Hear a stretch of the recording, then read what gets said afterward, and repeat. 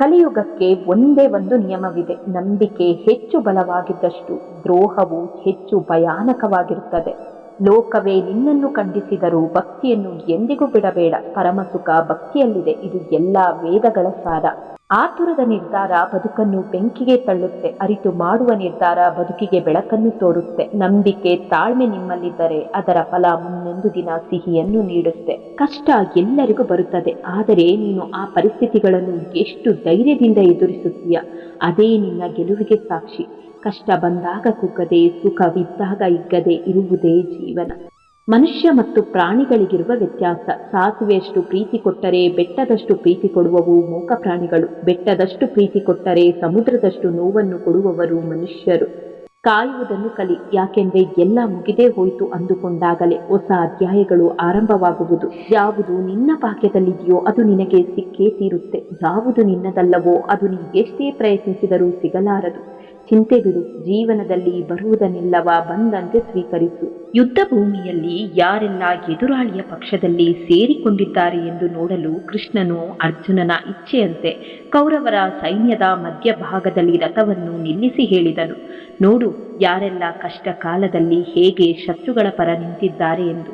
ನಮ್ಮ ಜೀವನದಲ್ಲೂ ಅಷ್ಟೇ, ಮೋಸ ಎಲ್ಲರೂ ಮಾಡುತ್ತಾರೆ, ಆದರೆ ನಂಬಿಕೆ ದ್ರೋಹ ನಮ್ಮ ಜೊತೆ ಇದ್ದು ನಾವು ನಂಬಿದ ಜನರೇ ಮಾಡುತ್ತಾರೆ.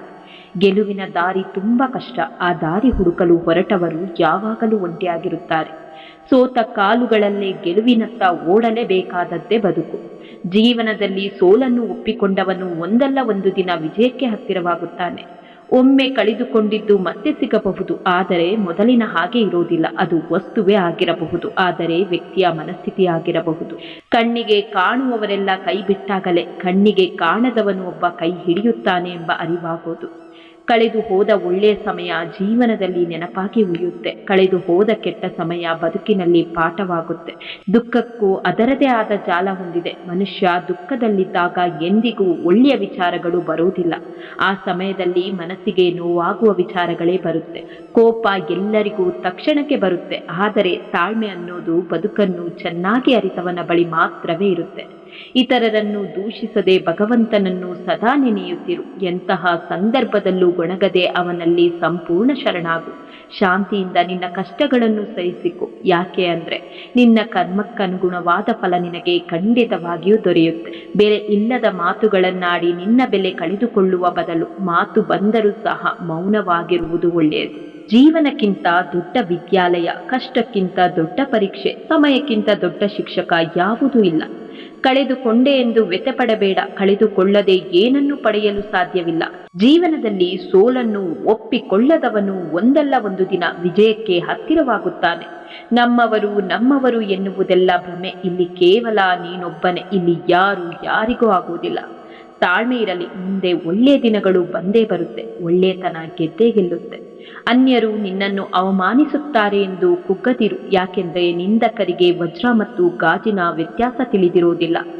ಒಳ್ಳೆಯ ಯೋಚನೆಗಳು ಒಳ್ಳೆಯ ಫಲಿತಾಂಶಗಳನ್ನೇ ಕೊಡುತ್ತೆ. ಅದಕ್ಕಾಗಿ ಕೆಟ್ಟ ಸ್ಥಿತಿಯಲ್ಲಿದ್ರೂ ಒಳ್ಳೆಯದನ್ನೇ ಯೋಚಿಸಿ. ನೀನು ತಪ್ಪು ದಾರಿಯಲ್ಲಿ ಎಷ್ಟು ದೂರ ಹೋಗಿರಬಹುದು, ಆದರೆ ಈಗಲೂ ತಿರುಗಿ ಸರಿದಾರಿಗೆ ಮರಳಬಹುದು.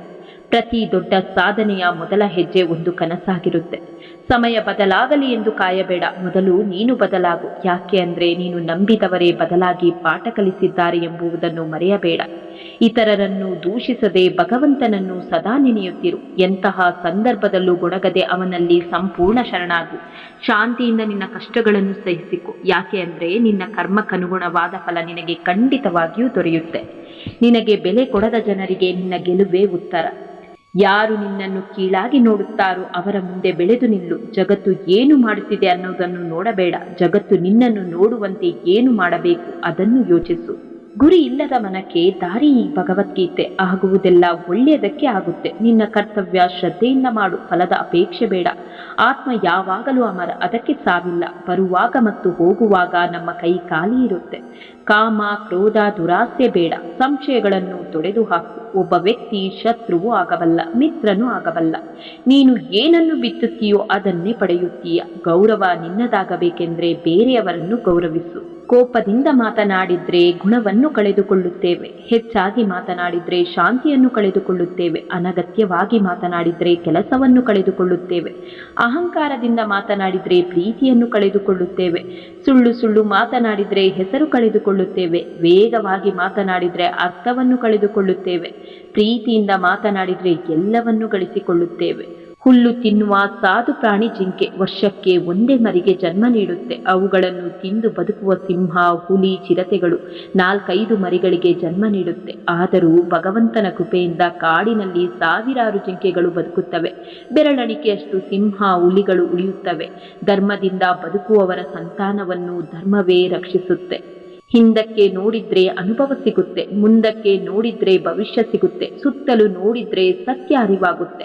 ನಮ್ಮೊಳಗೆ ನಾವು ನೋಡಿದಾಗ ಆತ್ಮವಿಶ್ವಾಸ ಹೆಚ್ಚಾಗುತ್ತೆ. ಹೆಜ್ಜೆಗಳು ದಾರಿ ತೋರಿಸಿದ್ರೆ ಕಷ್ಟಗಳು ಗುರಿ ಮುಟ್ಟಿಸುತ್ತೆ. ಕೆಲವರು ಇತರರನ್ನು ನಿಂದಿಸುವ ಮೂಲಕ ತಮ್ಮ ಗೌರವವನ್ನು ಗಳಿಸಲು ಬಯಸುತ್ತಾರೆ.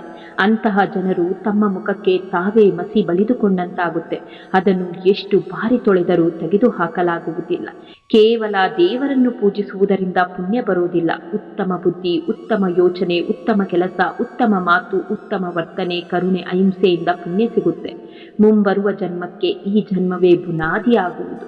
ನಿಮಗೆ ಸಲಹೆ ಕೊಡಲು 1000 ಜನ ಬರುತ್ತಾರೆ. ಆದರೆ ನಿಮ್ಮ ಕಷ್ಟಕ್ಕೆ ಆಸರೆಯೊಂದು ಬೇಕೆಂದಾಗ ಕೇವಲ ಭಗವಂತ ಮಾತ್ರ ಬರುತ್ತಾನೆ.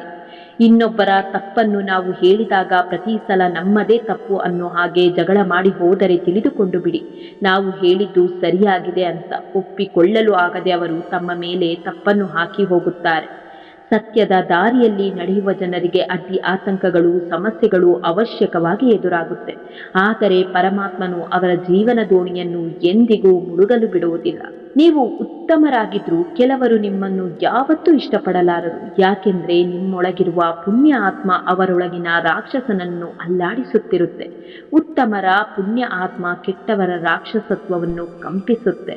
ಬೇರು ಕಾಣದಿದ್ರೂ ಮರದ ಬೆಳವಣಿಗೆಗೆ ಅದೇ ಮೂಲ. ಅದರ ಸಂಪರ್ಕವಿಲ್ಲದೆ ಬೆಳವಣಿಗೆ ಅಸಾಧ್ಯ. ಹಾಗೆಯೇ ಭಗವಂತ ನಮಗೆ ಕಾಣದಿದ್ರೂ ಅವನೇ ಸಕಲ ಜೀವರಾಶಿಗಳಿಗೂ ಮೂಲ. ಅವನ ಅನುಗ್ರಹವಿಲ್ಲದೆ ಬದುಕು ಅಸಾಧ್ಯ. ಓ ಮನುಷ್ಯನೇ, ದೇಹ ಪೋಷಣೆಗೆಂದು 3 ಹೊತ್ತು ತಿನ್ನುತ್ತಿರುವೆ, ಆತ್ಮ ಪೋಷಣೆಗೆಂದು 1 ಹೊತ್ತಾದರೂ ಧ್ಯಾನಿಸುತ್ತಿರುವೆಯಾ? ಯಾರ ಬಾಳು ಬಾಳಲಾರದಷ್ಟು ಕಷ್ಟವಲ್ಲ, ಕನಿಷ್ಠವೂ ಅಲ್ಲ. ಬಾಳಿನಿಂದ ಓಡಿ ಹೋಗಬೇಡ, ಅದನ್ನು ಎದುರಿಸು, ಅದನ್ನೇ ಬಾಳು. ಆಗ ಕಷ್ಟ ತಾನಾಗಿಯೇ ಹೆದರಿ ಹಿಂದೆ ಸರಿಯುವುದು.